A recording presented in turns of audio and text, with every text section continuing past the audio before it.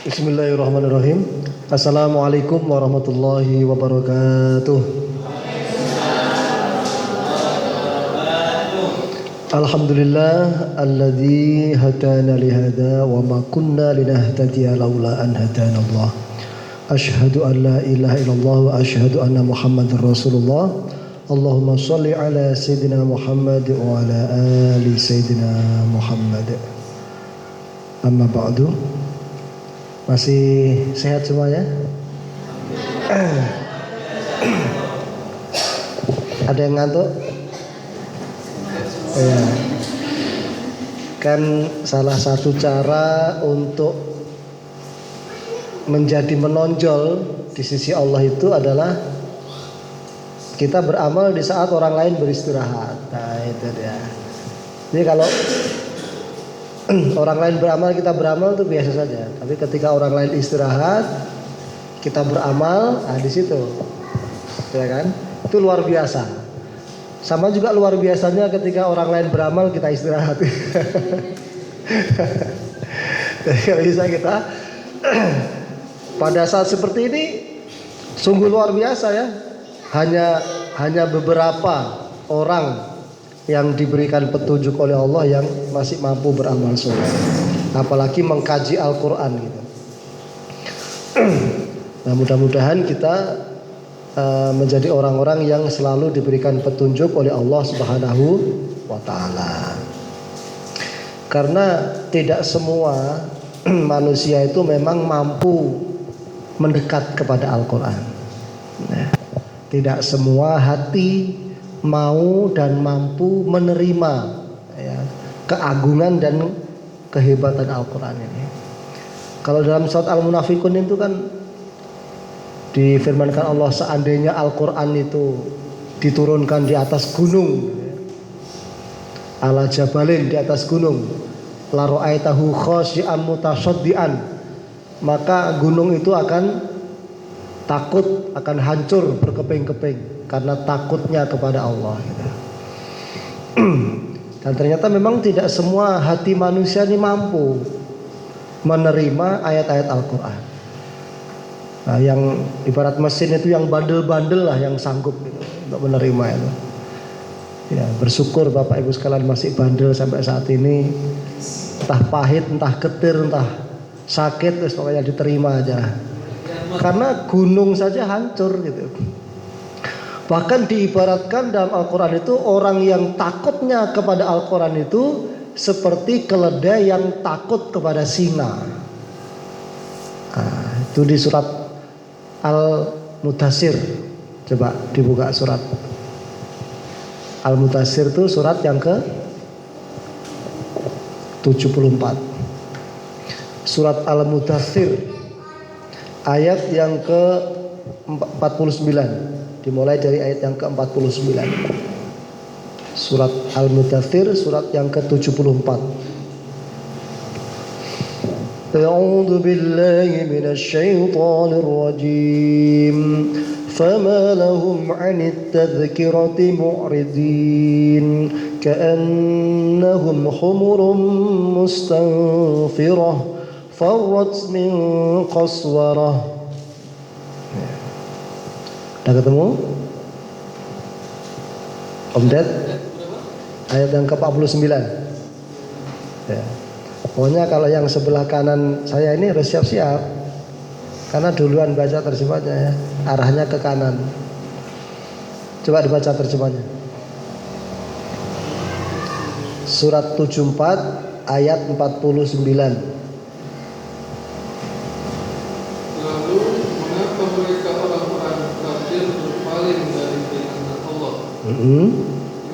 Terus seakan-akan mereka keledai yang mereka terkejut lari dari singa. Nah itu.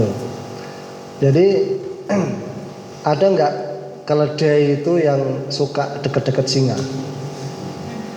Nggak ada. Naluri keledai itu kalau didekati singa dia akan lari sejauh-jauhnya karena merasa terancam.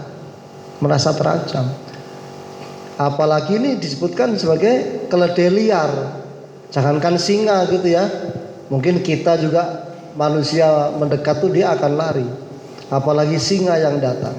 Ini sebuah perumpamaan yang sangat sempurna dari Allah Subhanahu wa taala bagaimana hati manusia itu berlari menjauh dari Al-Qur'an. Kalau ada satu perkumpulan, ada satu jamaah, ada satu kelompok, mereka kompak luar biasa, tes dulu dengan Al-Qur'an. Nah, ada yang ngumpul, komunitas, kelompok, jamaah, taruh Al-Qur'an di situ. Apakah mereka lari terbirit-birit atau masih berada di situ? Nah, di situ tesnya itu Al-Qur'an. Alat tesnya itu.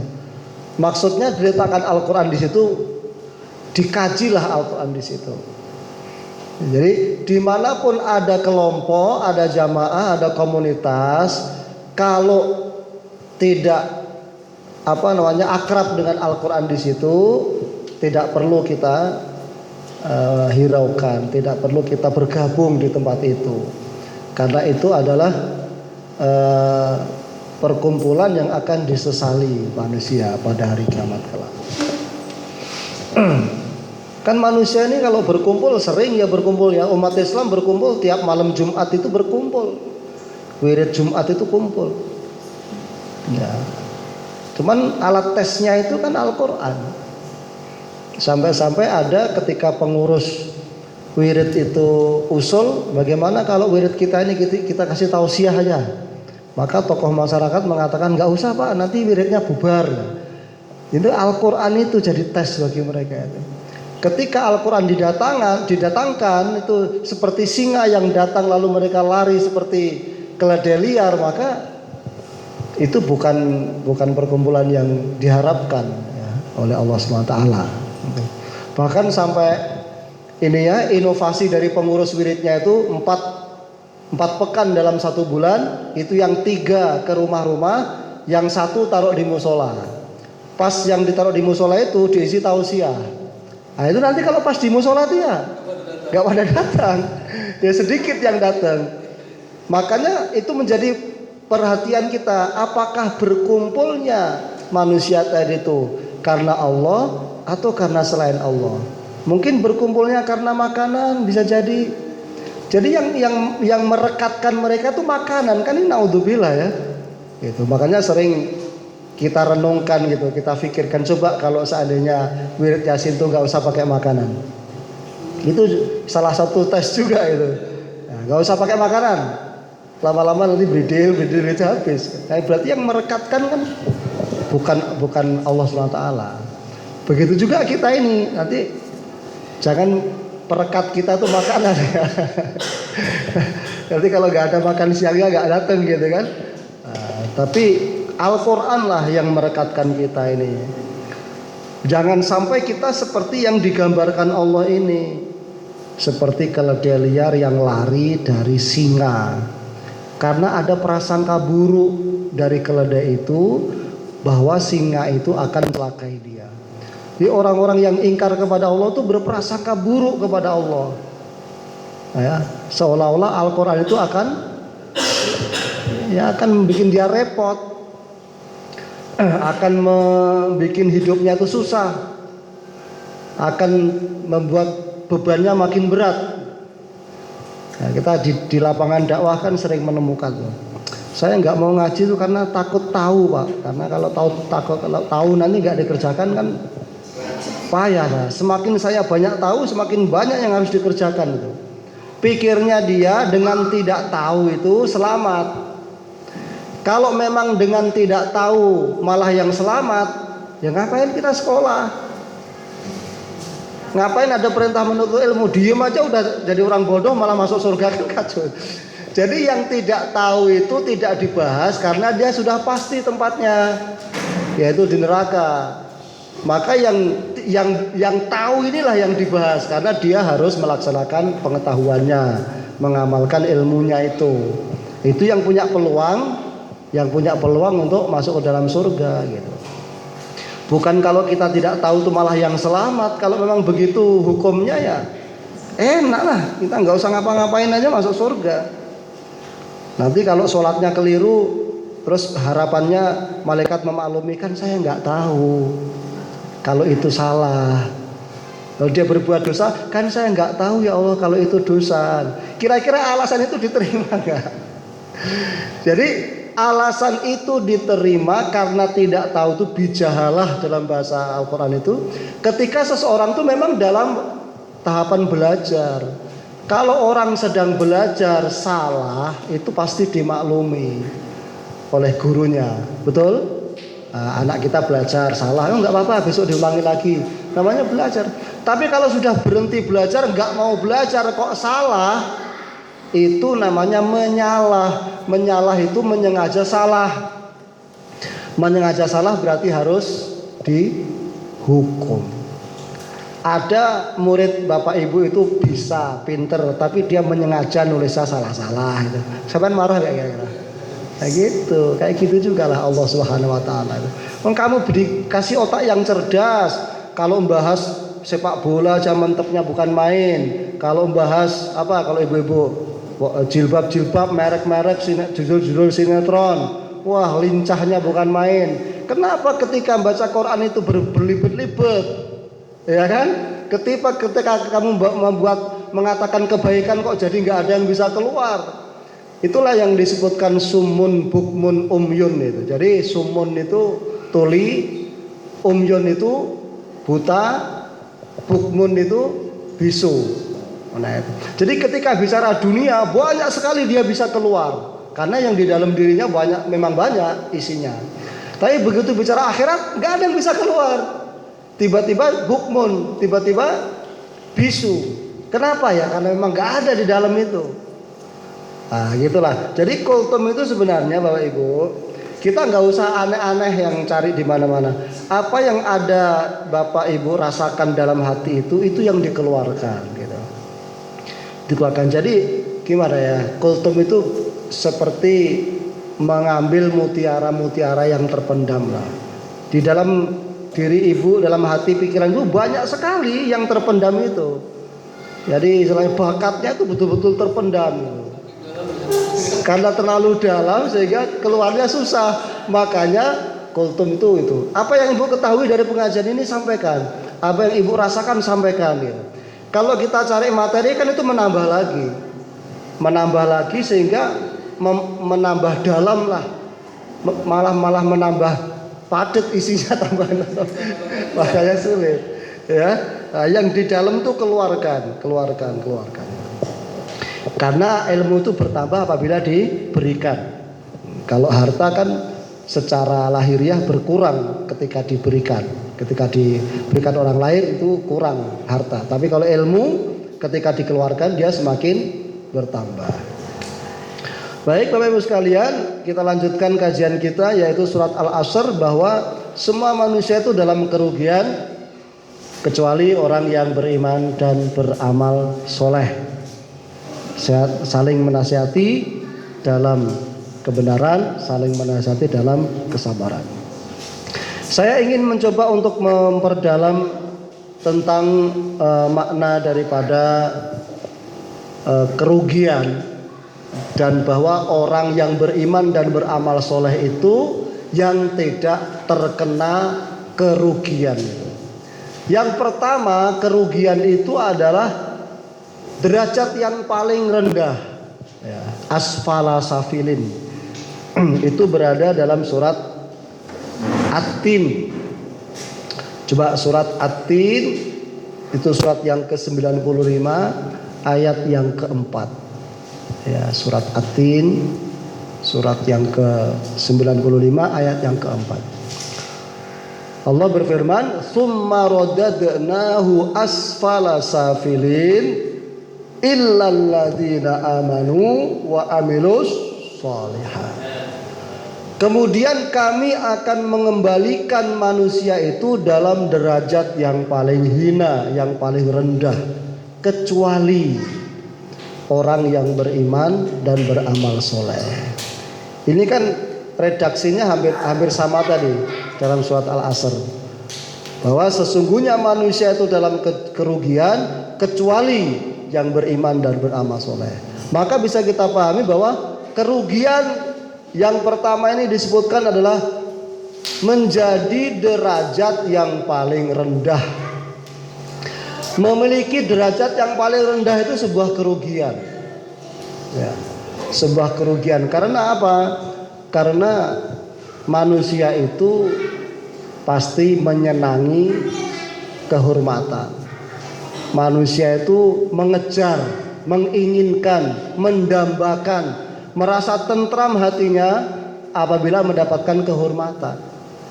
Tidak ada satupun manusia itu yang nyaman ketika dihinakan. Betul Bu?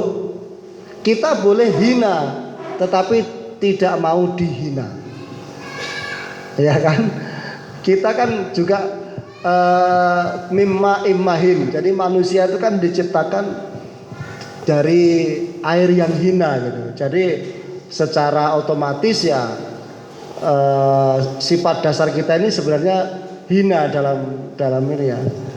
Dalam asli penciptaannya itu dari air yang hina, tapi tidak ada manusia yang mau dihina. Nah, orang yang istilahnya miskin sekalipun dia tidak mau untuk dihina itu. Pasti maunya dimuliakan. Kita itu kalau dimuliakan itu pasti nyaman. Makanya dalam pidato-pidato tidak pernah kita dengarkan itu kepada yang terhina, Bapak Sudedi, kepada yang terhina. Karena manusia tidak mau mendapatkan kehinaan. Betul ya? Betul. Pasti kepada yang terhormat. Nah, ibu-ibu kalau dihormati pasti nyaman. Bapak juga kalau dihormati pasti nyaman. Kepada yang terhormat, ibu ini, ibu itu, itu enak tuh, nyaman rasa. Hati itu langsung menerima. Karena memang keinginan kita seperti itu. Tapi kata Allah, kamu bisa saja menjadi terhina, bahkan sangat terhina, walaupun kamu ingin mulia, tapi kamu bisa terhina, bahkan paling hina, kecuali kamu apabila memiliki iman dan amal soleh. Jadi asfala safilin itu derajat yang paling rendah ya, derajat yang paling rendah. Kalau di dalam surat Al-Bayyinah itu ulaikahum syarrul bariyah, seburuk-buruk ciptaan Allah, seburuk-buruk makhluk. Nah itu supaya kita tidak menjadi derajat yang paling rendah, itu pengecualiannya adalah amanu wa amilus sholihat, beriman dan beramal soleh. Kemudian yang kedua, kerugian itu bisa kita jelaskan bahwa yang dimaksud kerugian itu adalah semua amal baik itu tidak bernilai di sisi Allah.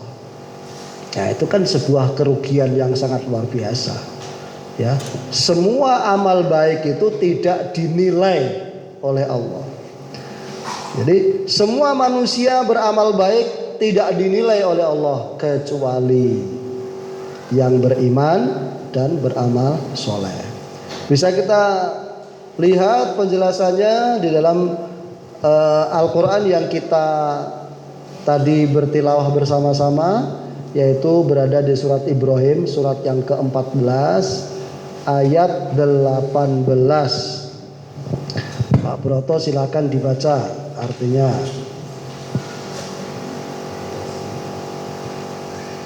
Ayo Pak Broto, jangan tidur. Surat 14 ayat 18.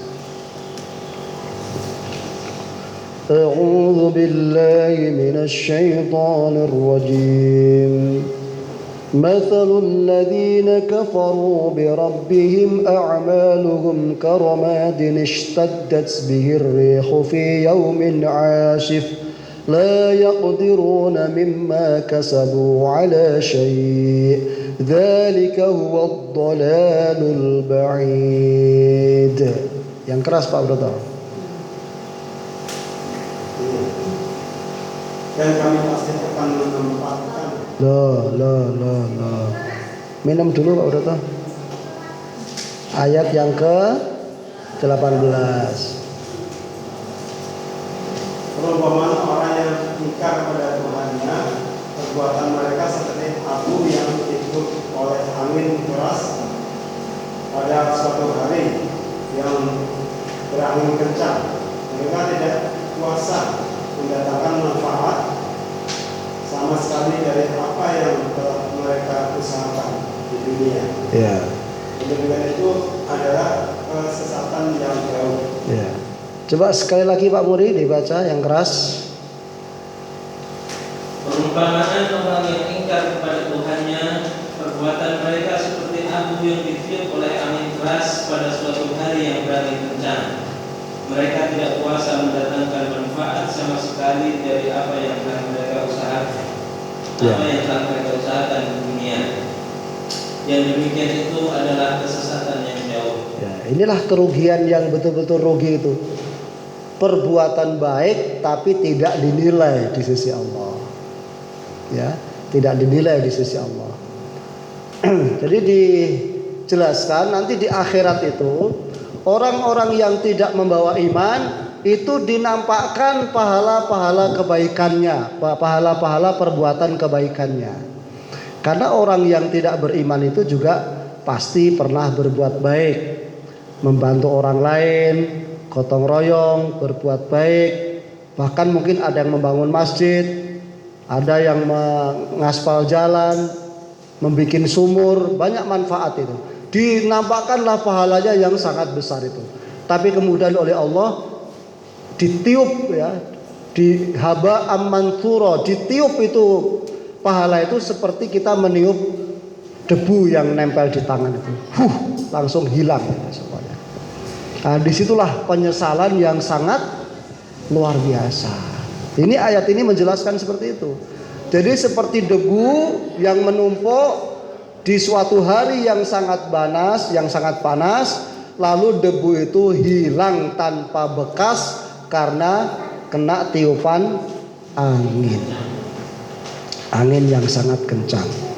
La yaqdiruna mimma kasabu, mereka tidak bisa menguasai sedikit pun, tidak bisa mendapatkan manfaat sedikit pun dari apa yang mereka kerjakan berupa kebaikan-kebaikan itu. Ala syai'in itu maksudnya tidak sedikit pun. Ya. Lalu Allah membalas kebaikan orang yang tidak beriman itu di mana, Ustaz? Allah membalasnya di dunia. Ketika mereka diberi sehat, ketika mereka diberikan anak keturunan, ketika mereka diberikan panen di dalam peternakannya, dalam pertaniannya, ketika mereka bisa makan, minum tiap hari, itu sebagai dianggap oleh Allah sebagai balasan dari kebaikan-kebaikan itu. Sehingga ketika dia mati itu sudah pas, ya, sudah impas semua. Jadi semua kebaikannya itu sudah dibalas oleh Allah ketika dia hidup di dunia. Maka ketika dia sampai di akhirat tidak ada lagi bagiannya. Yang tertinggal hanya dosa-dosanya. Bahkan ada orang yang dibalas itu sampai pada dimudahkan pada saat mau matinya. Jadi sebagai balasan kebaikan waktu di dunia, dia dibikin matinya itu gampang. Sehingga orang-orang menyangka dia husnul khotimah. Wah, bagus ya orang ini matinya enak, gampang sekali gitu. Padahal itu adalah balasan terakhir dari kebaikan dia yang terakhir. Maka begitu masuk alam kubur sudah tidak ada lagi kebaikannya, tinggal siksaannya. Naudzubillah min. Begitu pula kebaikannya Bapak Ibu sekalian. Kalau ada orang yang baik, orang yang beriman, itu kebalikannya. Kalau orang yang beriman, dunia akhirat diberi oleh Allah. Sebagiannya diberikan di dunia, sebagian besarnya diberikan di akhirat. Untuk dosa-dosanya bagaimana? Dosa-dosa orang yang beriman itu Allah balas ketika di dunia ini. Dengan adanya sakit, dengan adanya permasalahan yang sulit, dengan adanya musibah-musibah, itulah balasan dari dosa-dosa orang mukmin itu. Bahkan orang mukmin itu bisa jadi diberikan balasan atas dosa-dosanya dengan kesusahan di saat sakaratul maut. Sehingga orang-orang menyangka, wah ini pasti su'ul khotimah, matinya aja susahnya kayak gini. Itu belum tentu. Itu bisa jadi adalah balasan terakhir dari semua dosa-dosanya dihanguskan di saat itu. Sehingga dia masuk ke alam kubur sudah tidak ada lagi dosa-dosa itu. Tinggal nikmat-nikmatnya, tinggal pahala-pahalanya. Oleh karena itu jangan suka nebak-nebak. Ini kayaknya suul khotimah ini. Pada saat takziah itu bisik-bisik sama sebelahnya, itu kita nggak tahu. Ya kita nggak tahu. Wah ini kayaknya husnul khotimah ini. Hari Jumat, habis subuh, ini belum tentu. Semuanya belum tentu. Ya kan? Belum tentu. Kita kembalikan kepada Allah. Ya itu. Jadi semua kemuliaan-kemuliaan itu, semua kehinaan-kehinaan itu nanti pada penjelasannya ada di akhirat. Yauma tublas sarair, pada hari dibongkarnya rahasia-rahasia itu.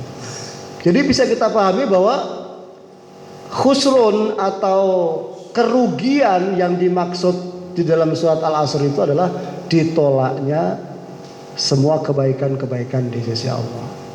Tidak berpahala walaupun orang itu berbuat baik. Kalau orang itu tidak iman dan amal soleh.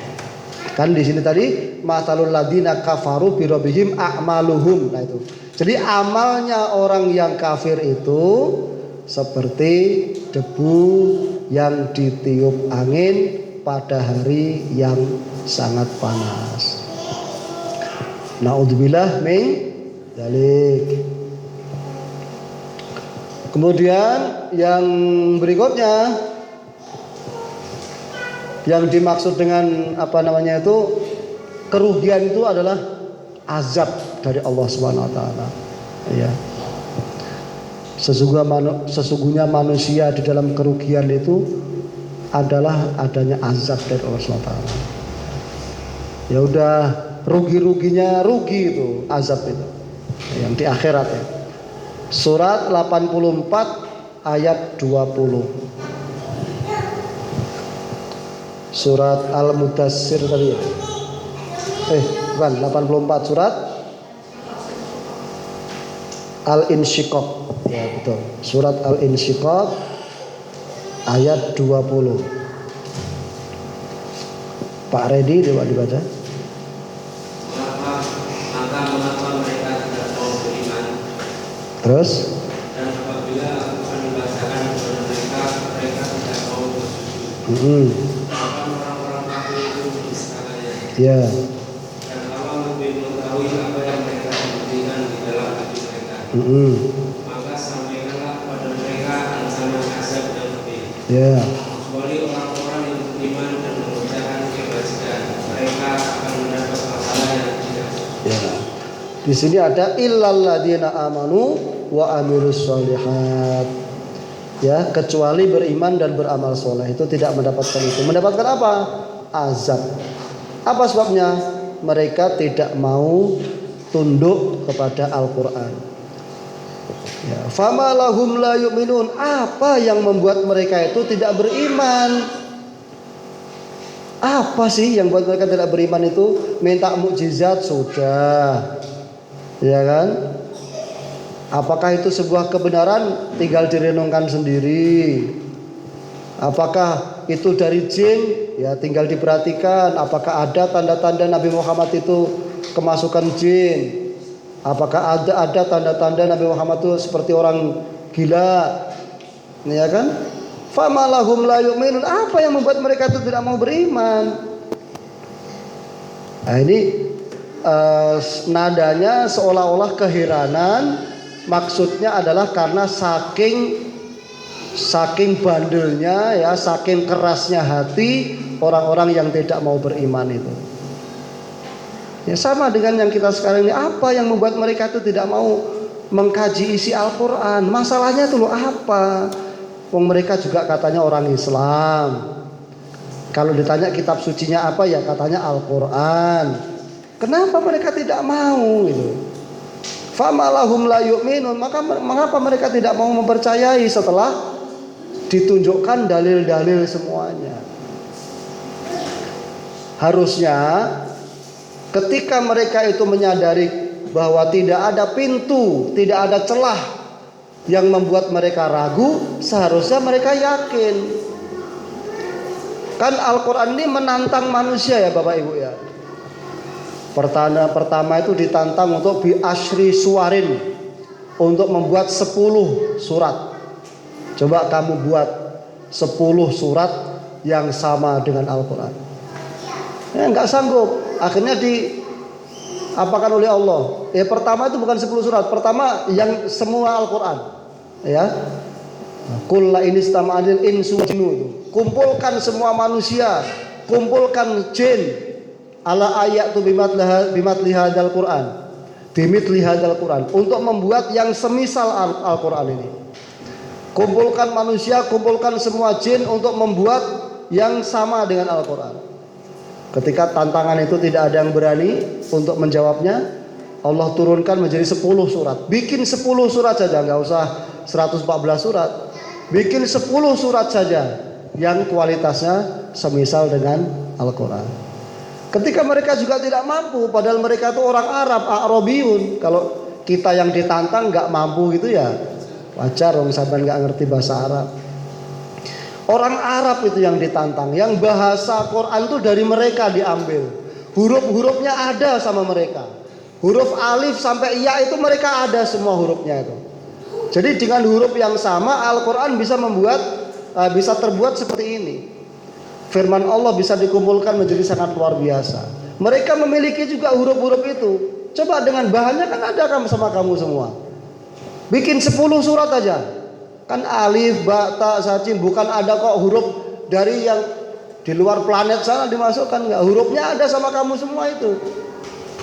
Ketika mereka tidak sanggup membuat itu, Allah turunkan lagi 1 surat saja. Cari yang paling pendek.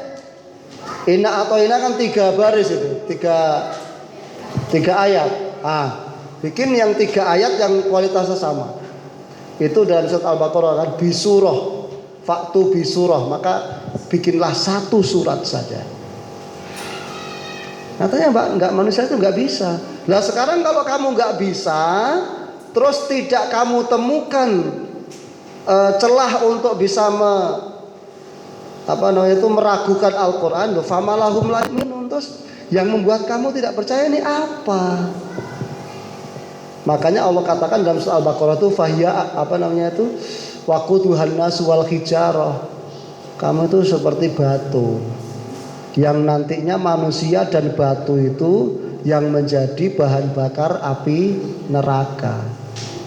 Disuruh nggak bisa, disuruh beriman nggak mau, disuruh cari salahnya Quran nggak bisa, tapi suruh beriman nggak mau. Itu berarti hatimu sudah seperti batu. Ya sudah, kamu dan batu nanti akan menjadi bahan bakar neraka. Wa idza quri'a alaihimul Qur'an, ketika dibacakan kepada mereka Al-Qur'an, la yasjudun, mereka tidak mau bersujud. Maksudnya tidak mau bersujud tentu maksudnya tidak mau mengimaninya. Ya, tidak mau tunduk pada ayat-ayat Al-Quran itu. Oleh karena itu supaya kita tidak ikut-ikutan dianggap orang kafir ini, itu kalau pas sampai ayat ini itu kita disunatkan bersujud, baik di dalam sholat maupun di luar sholat. Namanya sujud tilawah. Wa idza quri'a 'alaihimul Qur'anu la yasjudun. Langsung sujud. Biar enggak sama dengan orang kafir. Kalau katakan orang kafir itu kalau dibacakan Quran enggak mau sujud, kita sujud. Ya kan?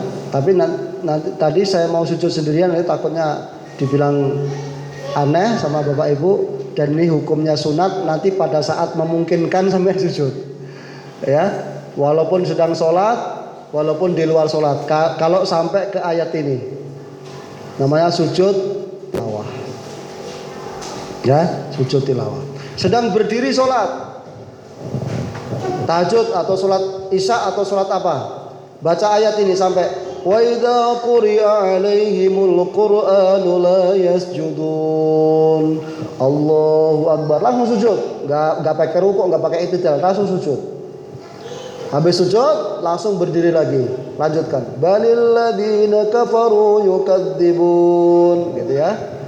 Nanti kalau pas kebetulan Bapak dan Ibu bermakmum ada imam yang langsung sujud seperti itu bisa jadi dia bertemu dengan ayat-ayat yang mensunahkan sujud tilawah. Jangan bingung, loh ini sholat apa ini kok aneh ini? Dari berdiri kok langsung sujud, udah gitu nggak pakai duduk berdiri lagi. Wah ini ajaran sesat ini. Ya? Atau kita subhanallah subhanallah mengingatkan terus ya. Itu sujud tilawah namanya. Hukumnya sunat ya, kalau dikerjakan tambah pahala.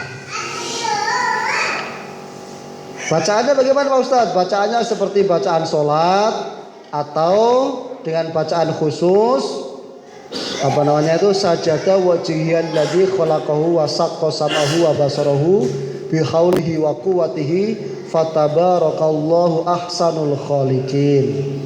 Kalau kita tidak hafal doanya, seperti bacaan sholat subhana rabbiyal a'la wa bihamdihi 3 kali. Kalau tidak baca juga tidak apa-apa. Yang sunat itu melaksanakan sujudnya itu tadi. Ya, sujud sekadar membaca tasbih. Jadi paling pendek gerakan rukun sholat itu adalah sekedar cukup untuk membaca bacaan tasbih. Subhanallah walhamdulillah wala ilaha illallah wallahu akbar. Itu kira-kira segitu. Jangan lebih pendek lagi. Jangan lebih pendek lagi. Misalnya ruku itu ya kira-kira untuk baca tasbih itu cukup. Iktidal untuk baca tasbih cukup gitu. Waktu durasi jangan terlalu cepat. Allahu akbar, Allahu akbar, Allahu akbar, Allahu akbar. Itu kalau baca subhanallah enggak sampai tuh. Baru sub aja udah Allahu akbar. Sub aja terakhir nanti. Kalau ada orang yang sholat terlalu cepat seperti itu. Ya. Nah, tumak ninah itu adalah sekedar membaca tasbih. Paling pendeknya tasbih itu ya subhanallah. Jadi paling tidaknya cukuplah untuk baca subhanallah. Subhanallah. Jangan terlalu cepat lagi. Jangan lebih cepat lagi dari itu. Ya. Balil ladzina kafaru yukadzibun. Bahkan orang-orang kafir itu mendustakan. Mendustakan itu maksudnya tidak meyakini isi-isi informasi berita-berita yang ada dalam Al-Quran ya. Atau juga bisa dipahami yukadzibun itu mengatakan bahwa Al-Quran ini dari sisi Nabi Muhammad, maksudnya dibuat sendiri oleh Nabi. Nah, itu juga yukadzibun, tidak meyakini kalau itu dari Allah. Wallahu a'lamu bima yu'un, dan Allah lebih mengetahui apa yang mereka sembunyikan. Ini yang kita khawatirkan Bapak Ibu sekalian, karena keimanan dan kekufuran itu kan dimulai dari hati gitu. Jadi ada kekafiran itu yang berupa amal-amal, berupa tindakan gitu. Tapi penilaian iman dan kekufuran itu sejak dari dalam hati. Jadi ada orang yang anggota badannya itu melakukan seperti orang-orang yang beriman, tapi hatinya dia ingkar, maka itu tidak diterima oleh Allah. Itu nanti jatuhnya golongan orang-orang munafik ya. Nah itu. Jadi sejak dari dalam hati, kemudian pengucapan secara lisan, pengakuan, kemudian juga perbuatan itu harus sama semua. Itu baru beriman dengan yang sebenar-benarnya. Maka di sini Allah katakan Allah mengetahui apa yang ada dalam hatimu. Oleh karena itu, bagi mereka yang ingkar kepada Al-Quran, fabasyirhum, berikan kabar gembira kepada mereka. Ada kabar gembiranya. Jadi basyir itu berikan kabar gembira. Kalau terjemah yang dibaca Pak Redi tadi itu sudah maksudnya itu. Sudah maksudnya, bukan asli katanya. Kalau asli katanya itu berikanlah kabar gembira kepada mereka. Masih ada yang terjemahnya begitu? Beri kabar gembira? Nggak ada ya? Apa terjemahnya? Semua sama tadi? Iya, terjemahannya apa? Sampaikanlah. Oh, langsung berarti ya.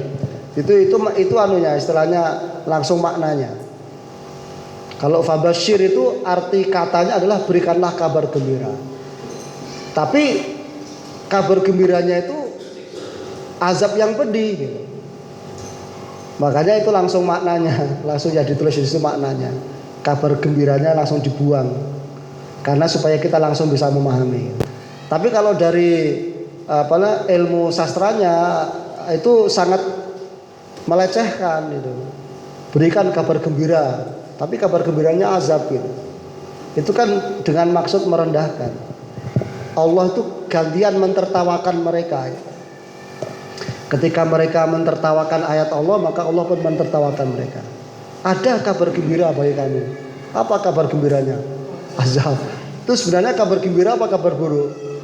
Kabar buruk, tapi disebut kabar gembira itu untuk merendahkan, untuk melecehkan, untuk mentertawakan. Ada hadiah untuk kamu, ada. Hadiahnya cemeti ya kan, rantai dari besi, palu, itu kan itu namanya untuk merendahkan. Ya, untuk mentertawakan mereka. Tapi kita bisa selamat dari itu semua apabila kita amanu wa amilus sholihat. Makanya illal ladzina amanu wa amilus sholihat. Kemudian kalau kita dikatakan tidak merugi dalam surat Al-Asr itu berarti kita kan untung, sukses. Yang dimaksud sukses itu apa? Nah, itu kita bisa buka di dalam surat Al-Buruj ayat 11 bawahnya itu. Setelah Al-Insyiqaq kan Al-Buruj ayat 11. Innal ladzina amanu wa 'amilus shalihati lahum jannatun tajri min tahtihal anhar. Dzalikal fawzul kabir.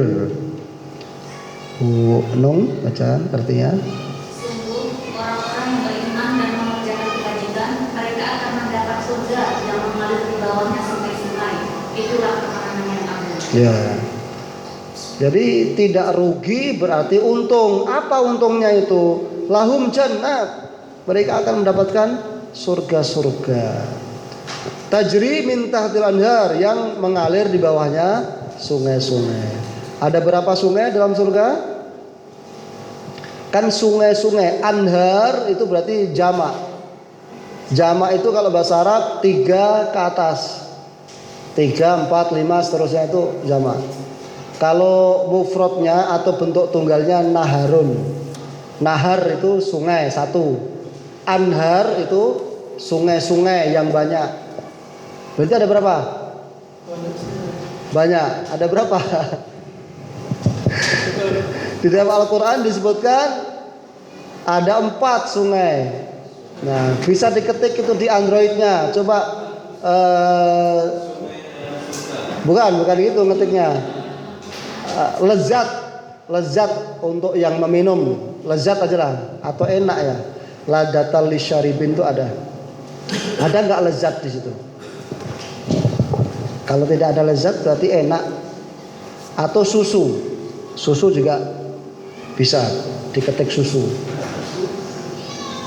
Nah, coba. Ada nggak susu atau madu? Ada? Surat apa, Bu? Surat Muhammad 15. Apa ayatnya? Bukan itu paling tuh. Hah? Tentang surga yang dijanjikan kepada orang-orang yang bertakwa. Di sana ada sungai-sungai yang airnya tidak payau dan sungai-sungai air susu yang tidak berubah rasanya. Betul itu. Terus? Sungai-sungai amal, anggur yang tidak memabukkan, yang lezat rasanya bagi peminumnya. Ya. Dan sungai-sungai madu yang murni. Betul. Mereka mendapatkan Di dalamnya mereka memperoleh segala macam buah-buahan dan ampunan dari Tuhan mereka. Samakah mereka dengan orang yang kekal dalam neraka? Tidak sama. Minuman dengan air yang mendidih sehingga ususnya Tidak sama. Oh, dapat ilmu kita hari ini. Ternyata dalam surga itu ada 4 sungainya yang disebutkan. Ya, fiha anharun. Fiha anharun. Di dalam surga itu ada sungai-sungai anhar. Ya kan? Yaitu apa? Mimma'in ghairi asin. Yang pertama air, ya air biasa, air putih itu yang tidak asin. Berarti air tawar, air mineral itu sungai yang pertama. Nah, sungai yang pertama itu ma'in ghairi asin. Jadi ibu-ibu tuh bahasa Arab. Asin itu sampai bilang-bilang asin itu bahasa Arab. Baru tahu ini bahasa Al-Qur'an kan? Asin ya asin artinya. Asin. Malah kalau dibilang payo itu malah bingung kita, payo itu kayak mana? Tapi mungkin asin ini lebih, pokoknya yang maksudnya air normal gini lah, nggak ada getirnya, nggak ada asinnya itu. Nah itu bisa nanti pada saat ngisi kultum di pengajian-pengajian. Ada bu, ada nggak bu? Asin dalam Quran itu di surat berapa? Jadi ma'in ghairi asin. Ya. Kemudian wa anharun dan sungai-sungai mil labanin dari susu, mil labanin susu. Lam yataghayyar ta'mu yang tidak berubah rasanya. Cuman empat sungai ini maksudnya 4 jenis ya. Tapi yang air tawar itu juga banyak sungainya gitu. Makanya anharun min sungai-sungai dari air yang tawar. Kemudian sungai-sungai dari susu gitu. Jenisnya ada 4 tapi kalau jumlahnya lebih banyak lagi. Jadi sungai susu itu ya banyak, cabangnya kemana-mana gitu. Nah itu ya. Yang tidak berubah rasanya susu itu. Kemudian wa anharun min khamrin dan sungai-sungai dari khamr. Dari khamr. Khamr itu apa namanya itu minuman keras ya, arak. Kalau di dunia ini bisa dibuat dari perasan anggur yang difermentasi. Itu kalau diminum tuh pusing kepala lalu kemudian mabuk. Itu yang biasa orang-orang Arab dulu itu yang dipakai itu. Ya, anggur. Kemudian kalau di sini bisa dengan juga dibuat dari kelapa, dari nira kelapa itu bisa difermentasi menjadi tua namanya, ya tua. Itu kalau diminum juga kepalanya pusing terus mabuk. Kemudian juga secara modern dibuatlah berbagai macam, namanya macam-macam ya, campur, intinya adalah memabukkan. Tapi kalau di akhirat itu sungai-sungai itu. Jadi kata khomer ini luar biasa Bapak Ibu. Kalau sampai itu masuk ke dunia perkhomeran, itu ada yang satu botol kecil gepeng itu bisa sampai puluhan juta ada. Mungkin saking enaknya mungkin rasanya ya. Sekali-sekali masuklah ke Google itu cari macam-macam minuman keras itu. Nah, nanti yang di surga itu lebih-lebih dari itu. Dan dia bukan di botol-botol yang gepeng-gepeng kecil-kecil itu bukan. Dia di sungai. Bisa minum sambil mandi di situ boleh. Dan ladatin, ibu sering bilang lezat ya. Lezat itu bahasa Al-Quran. Ladat dari kata ladat. Itu kalau dibawa ke bahasa Arab harian itu laziz. Laziz itu maksudnya lezat. Jadi di sini aslinya tuh ladat, ladah. Jadi mau bilang ladah itu agak susah, orang Jawa jadi lezat. Dia kalau banyak kan jadi ladat gitu ya. Ladat. Jadi saudagar-saudagar dari Arab dulu makan itu pecel lazat. Akhirnya sama itu kedengaran lezat. Jadinya lezat. Jadi ada asin, ada lezat. Ladatil lisyaribin. Lisyaribin itu bagi orang-orang yang meminumnya. Kalau dalam surat Al-Waqiah dijelaskan tidak bikin pusing kepala dan tidak bikin mabuk. Jadi rasanya dapat tapi sakitnya tidak gitu. Rasanya dapat enaknya itu tapi sakitnya. Kalau di dunia ini kan enak itu kecampur sakit sih. Di dalam enak itu ada sakit kalau di dunia ini. Sampai makan enak kali, lama-lama sakit tuh, mengandung sakit itu. Bahkan kalau udah tua itu semakin enak makanan itu semakin banyak penyakitnya di situ. Kalau di akhirat tuh, kalau di surga tuh enaknya dapat, sakitnya udah nggak ada lagi. Wa anharun min asalin, dan sungai-sungai dari asal. Artinya apa asal? Madu. Musaffa yang murni. Kalau di dunia kan kecampur ya. Ada yang nakal jualannya campur air. Minimal ya kecampur keringet. Kecampuran keringet yang meres. Ya kan? Tapi kalau ini musaffa itu madu murni. Madu murni. Kalau sekarang dibikin apa? Dibikin merek-merek madu murni itu enggak yang sebenarnya. Yang madu murni yang di sini nih, yang di dalam surga. Bisa itu asali musaffa boleh. Nanti kita bikin apa produk asali musaffa. Madu yang murni. Walahum fiha min kulli thamarat, dan mereka mendapatkan dari semua jenis buah-buahan. Di kulli thamarat itu berarti semua jenis buah-buahan. Apapun jenisnya buah-buahan di dunia yang ada sekarang ini, di surga nanti ada juga. Dan yang terpenting wa maghfiratun min rabbihim, mereka mendapatkan ampunan dari Tuhan mereka. Maksudnya semua yang disebutkan tadi tidak ada yang terlarang lagi. Semua sudah diampuni. Jadi nggak ada nyolong nyuri, itu nggak ada hukumnya. Sana kancane ngombe madu, mbok cukup mbok ngombe oleh ae. Nggak ada hukum-hukum lagi.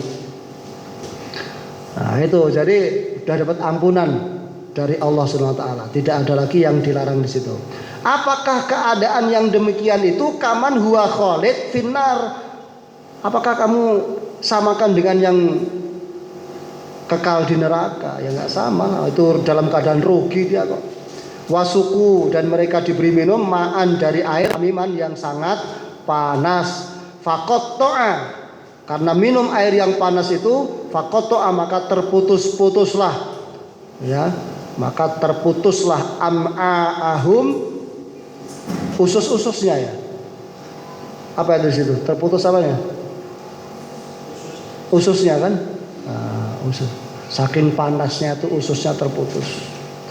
Kalau di dalam surat Al-Kahfi itu yang uapnya saja bisa membakar muka. Jadi minuman orang neraka itu uapnya saja, muka kita ini langsung gosong kebakar kena uapnya itu. Lah kok malah airnya diminum itu loh. Makanya ususnya terputus-putus.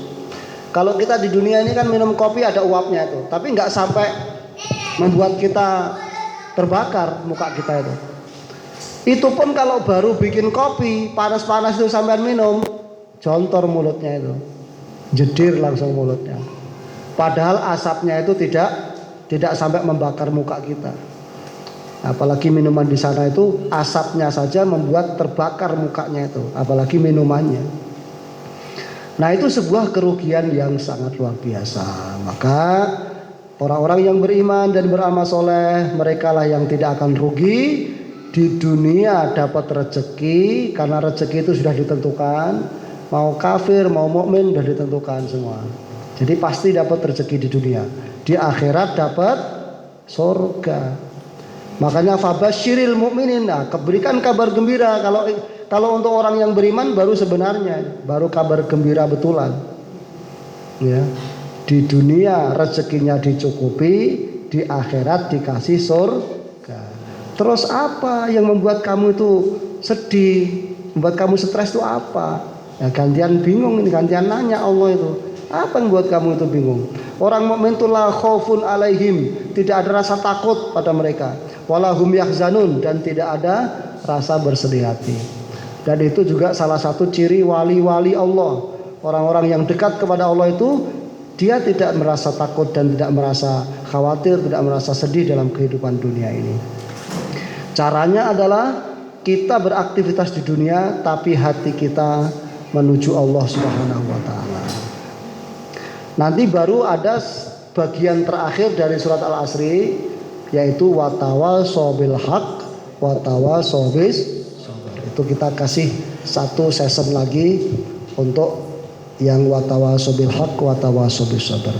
Demikian yang bisa kita kaji pada hari ini, mudah-mudahan bermanfaat dan mudah-mudahan jihad antum di sini benar-benar menghasilkan ilmu yang manfaat di dunia maupun di akhirat. Amin ya rabbal alamin.